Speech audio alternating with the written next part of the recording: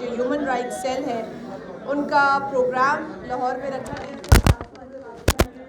की एक बहुत ही देरीना कारकुन फरखुंदा साहिबा जो कि अब इस दुनिया में नहीं है, लेकिन जनरल ज़िया की डिक्टेटरशिप से लेकर जो बहैसियत एक सियासी कारकुन के उन्होंने तकलीफ़ें देखी और जिस तरीक़े से जमहूरियत के हुसूल के लिए पाकिस्तान में जमहूरियत का नारा बुलंद किया, उन्होंने अपनी उस तमाम तर कहानी को इस किताब में जिसकी आज रूनुमाई हुई है उसमें दर्ज किया है। तो हम यहाँ इकट्ठा हुए हैं उनको खिराज तहसीन पेश करने के लिए और उनके साथ तमाम सियासी कारकुनान बिलखुसूस जो ख़वातीन पॉलिटिकल एक्टिविस्ट हैं, शाहिदा जमीन साहबा यहाँ मौजूद हैं और हमारे दरमियान भी हैं, लेकिन जो हमारे साथ आज नहीं हैं उनको खिराज तहसीन भी पेश करते हैं। उन ख़वातीन ने हमारे जैसे कई ख़वातीन सियासी कारकुनान के लिए राह हमवार की, रास्ता बनाया, तकलीफ़ें झेली, कुर्बानियाँ दी, जेलें काटी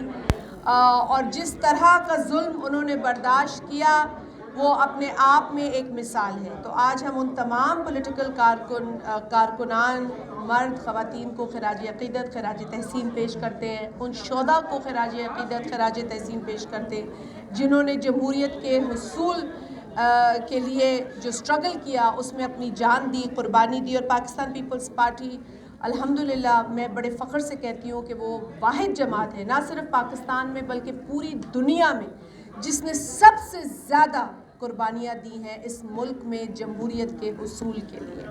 और आज भी जमहूरियत को के इस्तेहकाम और जमहूरियत को पटड़ी पे रखने के लिए पाकिस्तान पीपल्स पार्टी का कारकुन हर कुर्बानी देने को तैयार है। तो आप लोगों का बहुत शुक्रिया। आपकी कुर्बानियों का भी यकीनन ज़िक्र करना ज़रूरी है। मीडिया ने लाहौर में है, यहाँ पे भी मीडिया बहुत एक्टिव है, पूरे पाकिस्तान में मीडिया ने हमेशा जमहूरियत का साथ दिया है।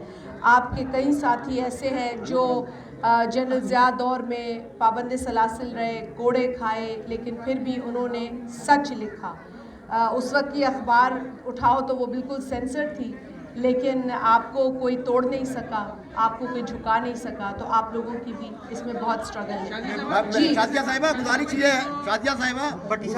है कि 2018 में एक शख्स को लाडले के तौर पे लाया गया और इलेक्शन हुए, उस इलेक्शन के नतीजे में मुल्क में इस्तेकाम नहीं आया, माशी अदम इस्तेकाम पैदा हुआ। अब फिर उसी किस्म की एक्सरसाइज सुनने में आ रही है कि हो रही है। अगर लाडला ही कोई दोबारा आया तो क्या पाकिस्तान की जमहूरियत मुस्तहकम होगी या कमज़ोर होगी? देखिए, आज का जो प्रोग्राम है वो इस हवाले से बड़ा अहम है क्योंकि आज के प्रोग्राम में बिलखसूस जब हमने एक जमहूरी कारकुन की किताब का ज़िक्र किया तो तमाम जमहूरी कारकुनान इस वक्त हमारे लिए वो इस एतबार से बहुत अहमियत रखते हैं क्योंकि उन्होंने पाकिस्तान में जमहूरियत की जो बुनियाद है, जमहूरियत को जो मजबूत किया है, उसमें उनका बड़ा हिस्सा है। तो यकीनन बहुत दुख होता है उस जमहूरी कारकुन को ये सुनकर कि मुल्क में जमहूर की मर्ज़ी से वज़ीर आज़म ना बने, जमहूर की मर्ज़ी से या जमहूर के फ़ैसले के नतीजे में इक़्तिदार ना मिले और किसी और तरीक़े से मिले। तो ये अफसोसनाक बात है, चाहे वो 2018 में इस तरह का अमल हुआ हो या आने वाले दिनों में इस तरह की अमल की तैयारी हो। दोनों सूरतों में तकलीफ़ जमहूरी कारकुन को होती है और सबसे ज़्यादा नुकसान पाकिस्तान का होता है।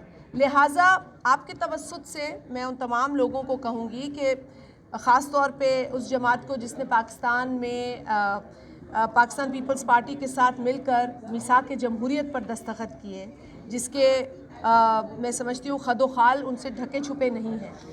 ये और बात है कि जब आसिफ अली जरदारी साहब सदर बने, मिसाक जमहूरियत साइन होने के बाद, तब भी जरदारी साहब को बहुत सारी मुखालफत देखनी पड़ी। कई लोग उस वक्त भी कोर्ट चले गए, कई लोगों ने प्रेसिडेंसी पर उस वक्त धावा बोला। हमने उसको भी दरगुजर किया क्योंकि हम शहीद मोहतरमा की उस कमिटमेंट के साथ जुड़े हुए हैं जो मिसाक जमहूरियत में लिखी जा चुकी है।